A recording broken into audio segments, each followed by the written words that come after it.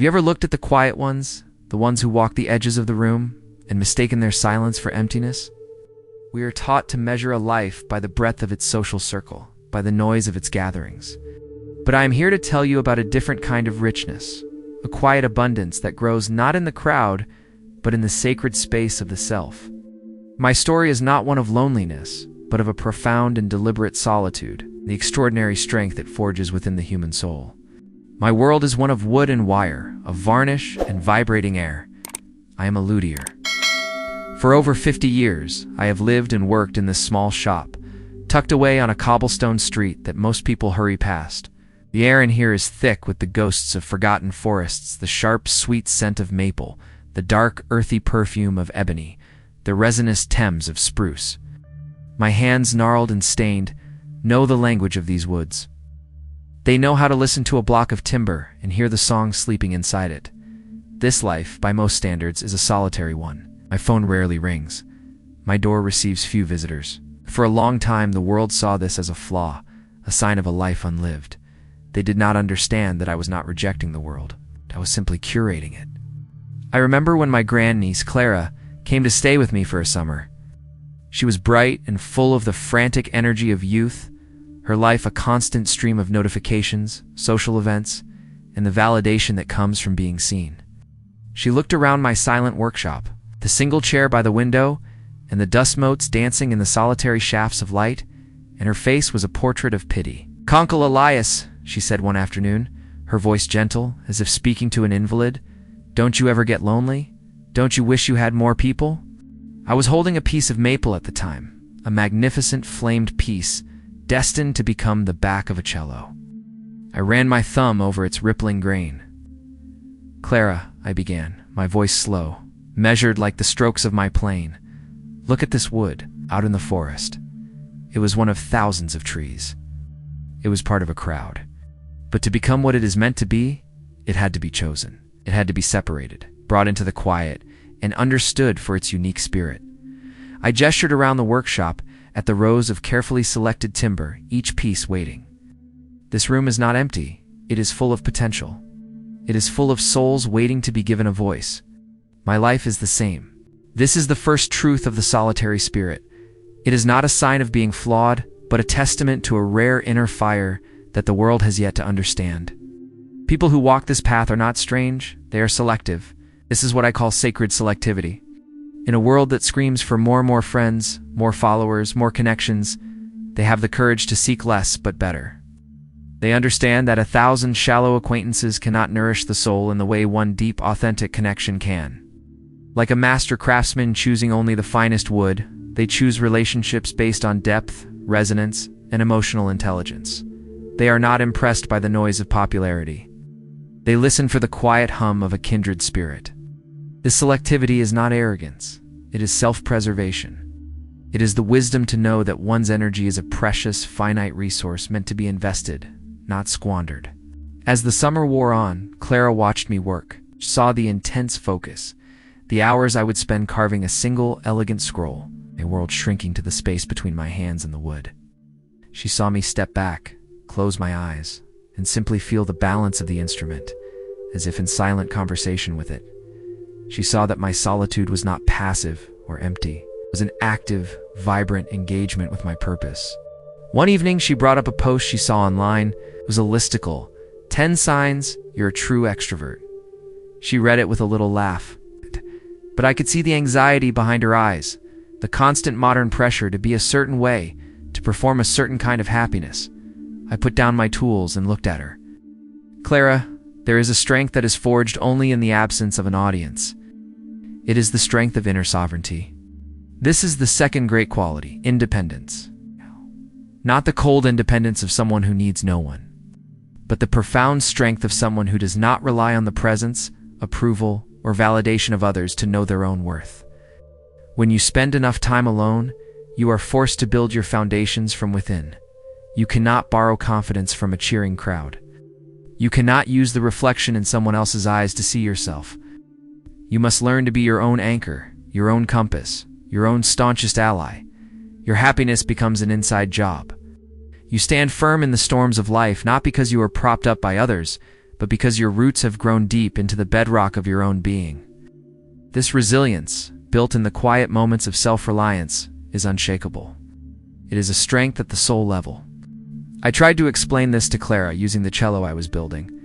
This instrument, I said, tapping its unfinished body, will one day have to stand on its own.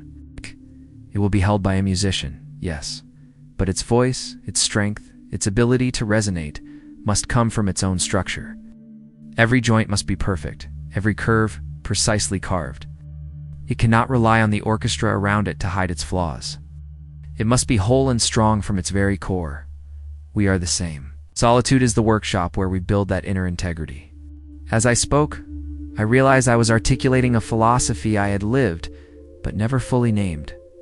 The great thinker Carl Jung once suggested that the deeper one delves into their own soul, the smaller their social circle becomes. This is not because they come to despise the world, but because their spirit begins to resonate at a frequency that ordinary superficial connections simply cannot reach. Having few friends is often a sign of progress. It is the mark of a mind that refuses to be molded by the crowd, and a soul that values the pure, unvarnished truth of its own experience over the fleeting comfort of external approval. This leads to the most crucial trait of all, authenticity. To live authentically is to live in harmony with your inner voice, to let your actions be an honest expression of your deepest values. For people who spend significant time with themselves, this authenticity becomes second nature. There is no one to perform for. The masks we wear in social situations become heavy and useless. In solitude, you are left with only yourself, and you must learn to be honest with that person. This honesty acts as a powerful filter. It repels those who are drawn to artifice and attracts those who recognize and value the genuine. Becomes a beacon for real connection, ensuring that the few people you let into your inner circle are there for who you truly are, not who they want you to be. The turning point for Clara came late in August. The cello was finally complete. For weeks, she had seen it as disparate pieces of wood. Now, it stood before her, gleaming under the lamplight, its varnish the color of crystallized honey. Its form was a perfect union of strength and grace. It was beautiful, but it was still silent. I took up the bow. The final test, I whispered. I drew the bow across the strings, and a sound filled the small workshop. It was not just a note, it was a voice. A deep, resonant, and profoundly soulful sound that seemed to hold all the stories of the ancient forest from which it came. It was a sound of sorrow and joy, of longing and peace. It was a sound so rich and complex that it silenced everything else. Clara's eyes filled with tears. She didn't say a word. She finally understood. That sound could not have been born in a noisy factory, could not have been rushed into existence by a committee. It was the result of one person's focused intention, of hundreds of hours of quiet contemplation, of a deep, solitary communion between a craftsman and his materials. It was the physical manifestation of the inner fire. This is the unique growth that solitude fosters. It allows you to transcend societal expectations and the tyranny of the urgent. In the quiet, you gain a broader perspective. You begin to see the patterns in your own life and in the world around you that are invisible amidst the daily chaos. This is where introspection, the fifth pillar of this quiet strength, comes into play. Introspection is the courage to enter the vast, silent chambers of your own mind, not as a tourist, but as an explorer. It is the willingness to sit with your own thoughts, your own fears, your own dreams, and to seek answers from the wisdom that lies dormant within you. This journey inward leads to profound self-awareness, the bedrock of all true personal and spiritual transformation. Solitude does not weaken you, it strengthens you, does not empty you. It fills you from a source that the outside world cannot touch. It builds an inner architecture of resilience, wisdom, and unshakable self-knowledge. The people who choose this path are not lonely wanderers. They're pioneers of the inner world. They possess a deep wisdom forged not in classrooms or conferences, but in the crucible of observation, reflection, and self-understanding. They perceive life differently because they have taken the time to truly see it, away from the distorting lens of public opinion. Before Clara left, she gave me a hug, a real one, full of a new, quiet understanding. "Your life isn't empty, Uncle Elias," she said, her voice soft. concentrated. I have never forgotten that word. Concentrated. That is what this life is. It is not a dilution of self across a wide social landscape, but a concentration of spirit, purpose, and love into a few precious vessels. The very traits that make us seem solitary to the outside world, our selectivity, our independence, our need for quiet reflection, are the very things that make us extraordinary. We are not lonely. We are on a sacred journey to become our full selves. So, the next time you see someone walking alone, reading a book in a bustling cafe, or simply gazing out a window in quiet contemplation, do not offer them your pity. For you are not looking at someone who has been left behind by the world.